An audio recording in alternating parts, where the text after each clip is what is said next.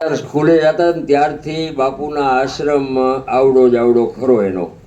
અને સ્કૂલેથી છૂટીને ઘરે ન જાય, જો એમના પપ્પા આવે છે, સ્કૂલેથી છૂટીને ઘરે ન જાય, સીધું આશ્રમ. એમ કરતાં કરતાં ઘણો ટાઈમ થઈ ગયો. પછી બાપુને એમના પપ્પાને વાત થઈ કે ભાઈ આ તો આમાં લગ્ન લાગી ગઈ.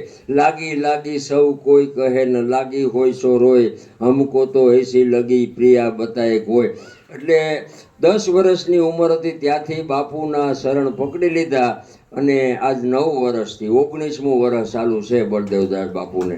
એ પહેરી લીધો ભેખ. અને લલાટમાં જે લખ્યા હોય ને એ મિથ્યા ન થાય. એના ભાગ્યમાં જ જેમ ભરતરી રાજા ગોપીચંદ, એમ બળદેવદાસ બાપુના ભાગ્યમાં પણ કંઈક લખાઈ ગયું છે. અને રામાપીરની દયા હોય ને, હું તો એમના મા બાપને વંદન કરું. હિંમત રાખજો.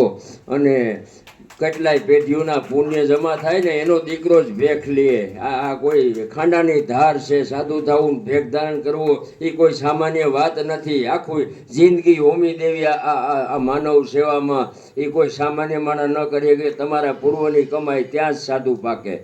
ખૂબ ખૂબ ધન્યવાદ. ભગવાન બાપુએ જ આશીર્વાદ આપ્યો કે અમારી ખેતી તમે છો. બધા સેવકોને ભગવાન સુખ, શાંતિ અને સમૃદ્ધિ આપે, શરીર નિરોગી આપે, એવો આશીર્વાદ આપણે પૂજ્યપાદ કાલિદાસ બાપુ પાસેથી પ્રાપ્ત કર્યો. શાસ્ત્રીજીએ આપી આપણે ઉપદેશ.